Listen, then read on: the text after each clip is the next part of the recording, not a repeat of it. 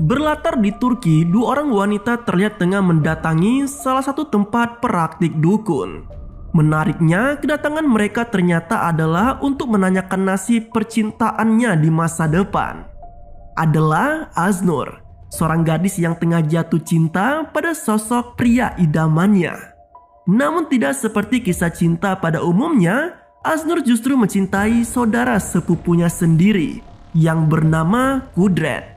Entah karena sadar cintanya yang terlarang atau karena ambisinya yang begitu besar, gadis itu lantas meminta petunjuk pada dukun di sana.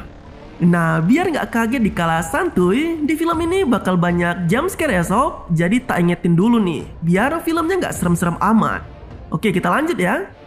Secara mengejutkan, ritual yang dilakukan oleh si dukun justru memberikan hasil yang tak diinginkan oleh Aznur. Melalui perantara jin yang masuk ke tubuh teman perempuannya, Aznur diberitahu bahwa Kudret bukanlah jodoh yang tepat untuknya. Jin itu juga memperingatkan Aznur jika hubungannya dengan Kudret hanya akan membawa petaka. Tidak hanya sulit dikaruniai keturunan, tetapi juga tidak ada cinta yang diberikan oleh pria itu.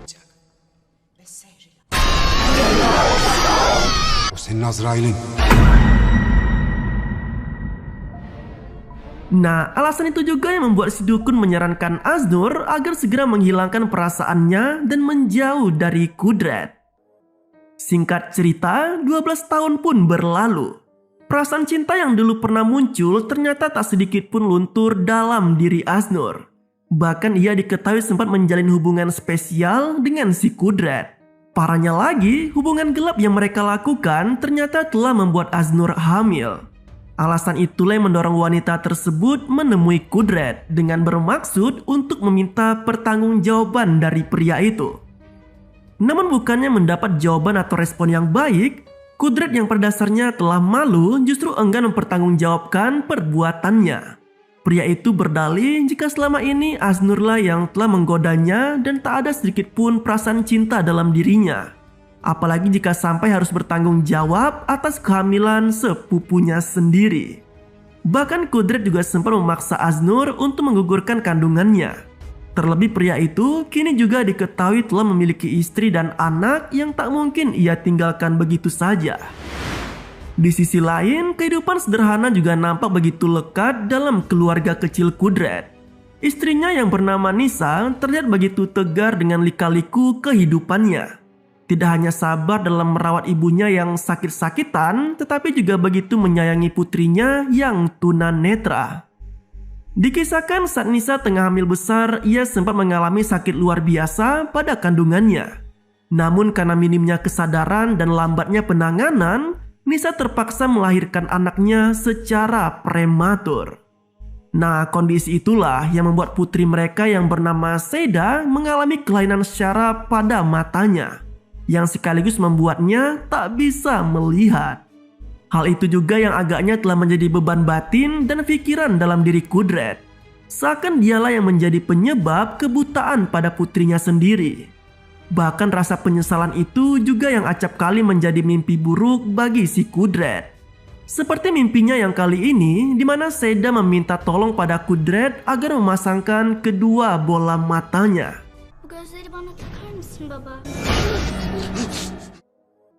Berbanding terbalik dengan Nisa, pengejat justru ditunjukkan oleh Aznur pada ibu mertuanya. Ia dikisahkan sebagai menantu yang pembangkang dan semaunya sendiri. Terlebih sejak sepeninggalan suaminya yang bernama Ali. Kondisi juga diperparah dengan Aznur yang baru saja keguguran anak hasil perselingkuhannya dengan si Kudret. Apalagi pria itu juga semakin mantap untuk meninggalkan Aznur. Bahkan Kudret pun sampai meminta Aznur untuk menjauh dari kehidupannya. Namun bukannya memilih mundur dan menyadari kesalahannya, Aznur yang terlanjur cinta mati malah semakin berambisi untuk bisa memiliki Kudret seutuhnya. Tak ingin kehilangan pria yang dicintainya, Aznur yang telah kehilangan akalnya akhirnya nekat mendatangi dukun yang sempat ditemuinya 12 tahun silam. Di tempat itulah wanita tersebut mengutarakan niatnya untuk bisa memiliki Kudret apapun caranya, termasuk menyingkirkan keluarga pria itu. Benim bir şekilde bu adamı kendime bağlamam lazım. Artık benim için ölüm kalım meselesi. Mengetahui niat yang begitu besar dalam diri Aznur, dukun itu pun lalu menjelaskan bahwa dirinya akan mengerahkan jin Anzar, sosok jin paling jahat dan paling dibenci oleh umat Islam. Ben bu Nisa'yı domuz büyüsü yapacağım. Hristiyan cinler içinde Müslümanları en sevmeyeni Elzer kavmidir. Yang mana nantinya jin tersebut akan merasuki tubuh Nisa dan menghancurkan kehidupan rumah tangganya. Tak terkecuali dengan menyingkirkan keluarga dan turunannya, yaitu ibunya dan Seda. Hebatnya lagi, dukun itu juga menjanjikan jika nantinya Nisa, ibunya dan juga Seda atau siapapun yang memiliki hubungan darah dengan Nisa akan dibuatnya meninggoy tak lebih dari 5 hari sejak ritual dilakukan. 5 yatsı bitmeden Nisa ve onun kanından olanlar ölecek. Namun, untuk bisa melancarkan aksinya dibutuhkan beberapa syarat yang terbilang sangat berat. Mulai dari usus babi, tulang mayat yang baru meninggal, hingga bagian tubuh Nisa baik potongan rambut, air liur, kuku, atau darah wanita tersebut. Meski awalnya sempat ragu, namun Aznur yang telah dibutakan oleh cintanya akhirnya menyetujui aksi tersebut. Dalam memulai aksinya, Aznur yang pura-pura berkunjung ke rumah Nisa bisa dengan mudah mengumpulkan beberapa benda yang menjadi syarat dalam ritualnya nanti. Ia yang notaben masih ada hubungan saudara dengan Kudret jelas tak menimbulkan kecurigaan sama sekali dari si Nisa. Hingga kemudian Aznur pun pulang dengan membawa sejumlah benda yang ia butuhkan. Keesokan harinya, ritual pun dilakukan. Dengan berbekal sejumlah syarat yang telah terkumpul, si dukun mulai melancarkan aksinya di hadapan Aznur.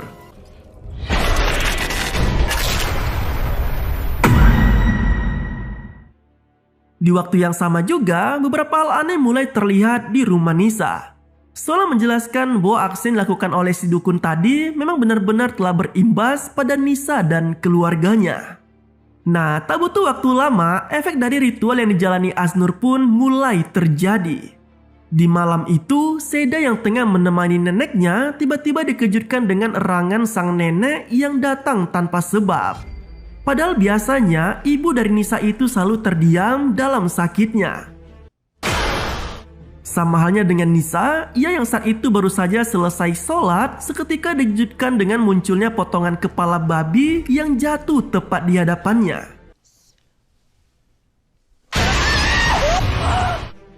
Sementara Kudret yang masih dirundung oleh perasaannya yang kacau malah memutuskan untuk melalui malam itu dengan minum-minum bersama temannya. Nah, kejadian yang dialami Nisa usai sholat tadi nampaknya hanyalah awalan dari efek ritual yang dilakukan oleh si Aznur. Karena kali ini ia kembali mendapati kejadian yang sangat aneh. Nisa yang saat itu sedang membereskan kamar Seda tiba-tiba mendengar sayup-sayup suara yang memanggilnya dari kejauhan. Dan ternyata suara tersebut berasal dari boneka milik putrinya. Anehnya, Nisa yang selazimnya kaget atau malah ketakutan oleh kejadian tersebut malah memotong rambut boneka itu dan memakannya seperti kesetanan.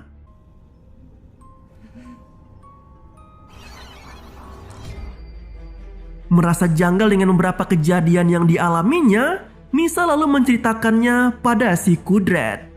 Namun agaknya pengalaman mistis yang dialami Nisa sama sekali tak digubris oleh si Kudret. Suaminya itu terkesan cuek, bahkan sampai memarahi Nisa yang dianggap telah berhalusinasi.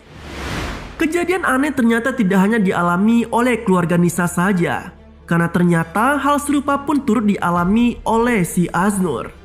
Di malam kedua itu, Aznur yang telah terlelap tiba-tiba bertemu dengan mendiang Ali dalam mimpinya. Anehnya, dalam mimpi tersebut, mendiang suaminya itu seakan datang hanya untuk menyiksa Aznur dengan menyayatnya menggunakan silet.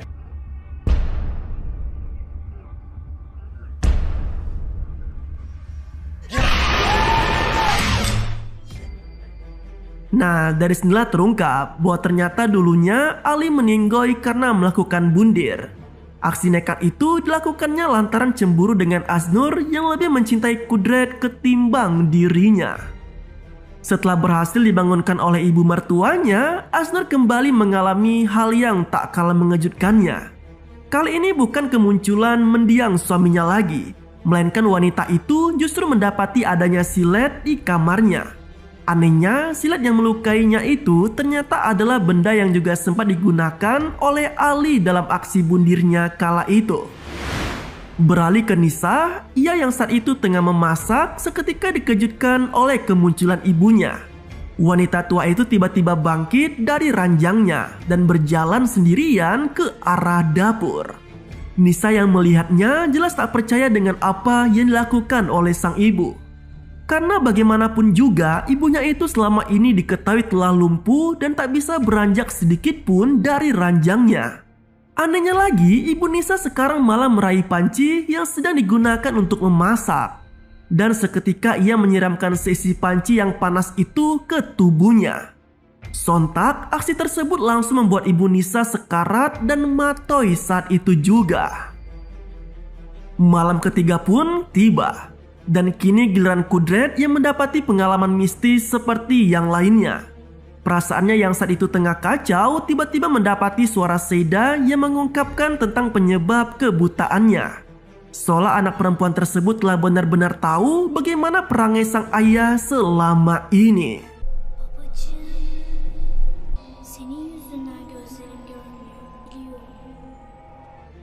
Tak cukup sampai di situ, Kudret juga sempat dibuat bingung dan ketakutan oleh kemunculan 5 sosok misterius di kamar putrinya. Termasuk keberadaan jin yang muncul menyerupai istrinya. Mendapati kejadian aneh yang dialaminya, Kudret pun menceritakan pengalamannya itu kepada Nisa. Termasuk menceritakannya juga pada salah satu kiai yang ada di sana.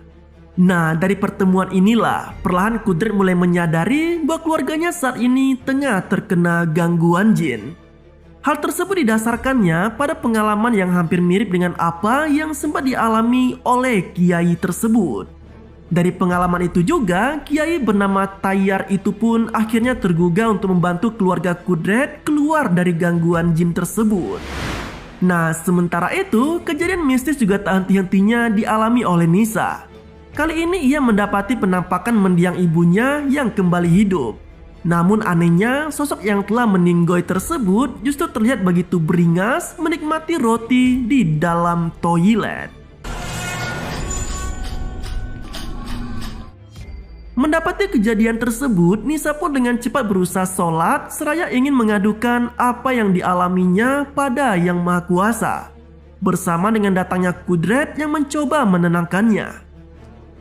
Di malam keempat, keanehan lagi-lagi dialami oleh Asnur yang ada di sana. Ia yang sedang gelap-gelapan di tengah listrik rumahnya yang padam tiba-tiba dikejutkan oleh kemunculan jin di hadapannya. Nah, anehnya jin yang menyerupai Nisa itu malah mengungkapkan jika bayi yang bersamanya saat ini adalah buah hasil hubungan gelap antara Asnur dan Kudret. Merasa ada yang tak beres, Asnur lalu menghubungi si dukun dan menceritakan pengalaman anehnya itu kepada si dukun tersebut. Namun tanpa sepengetahuannya, obrolan antara Asnur dan si dukun ternyata diam-diam juga turut didengar oleh ibu mendiang Ali. Di waktu yang sama, Nisa yang saat itu tengah berbincang dengan Seda tentang mendiang neneknya mendadak bertingkah sangat-sangat aneh. Seperti dirasuki oleh jin, wanita itu tiba-tiba meraih kain dan berusaha untuk gantung diri. Namun untungnya Kudret datang dan berhasil mengagalkan aksi tersebut. Sementara itu di sisi lain, kejadian di luar dugaan kembali harus dialami oleh Asnur. Ia yang saat itu tengah menikmati makanan seketika merasa sangat mual dan ia pun memuntahkan apa yang baru saja dimakannya. Betapa terkejutnya Asnur, karena ternyata yang ia muntahkan bukanlah makanan sebagaimana yang ia santap sebelumnya, melainkan lintah dengan banyak darah yang keluar dari dalam mulutnya. Tak hanya itu, Asnur bahkan turut merasakan keanehan pada tubuhnya. Hingga kemudian ia pun meregang nyawa dengan kondisi yang mengenaskan.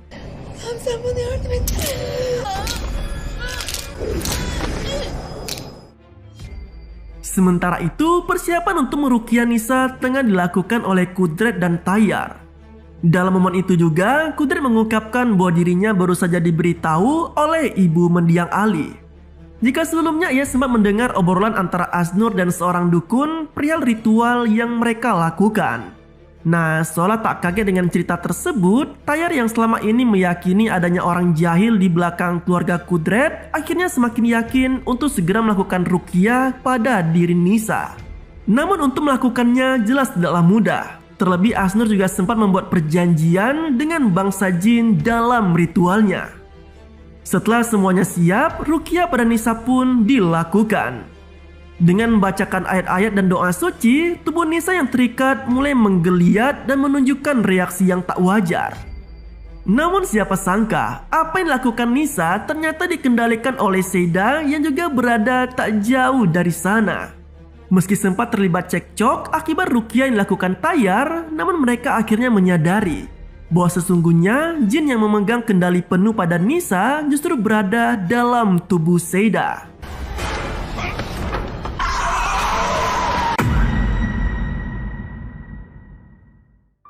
Dari sinilah terungkap jelas bahwa selama ini media darah yang digunakan oleh Aznur berasal dari darah Seda, bukanlah darah Nisa.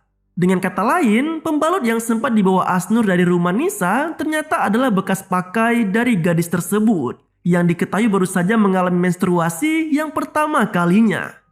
Fakta inilah yang menjadi alasan mengapa Seda mampu mengendalikan tubuh Nisa, termasuk mengambil alih neneknya hingga meregang nyawa tempo hari.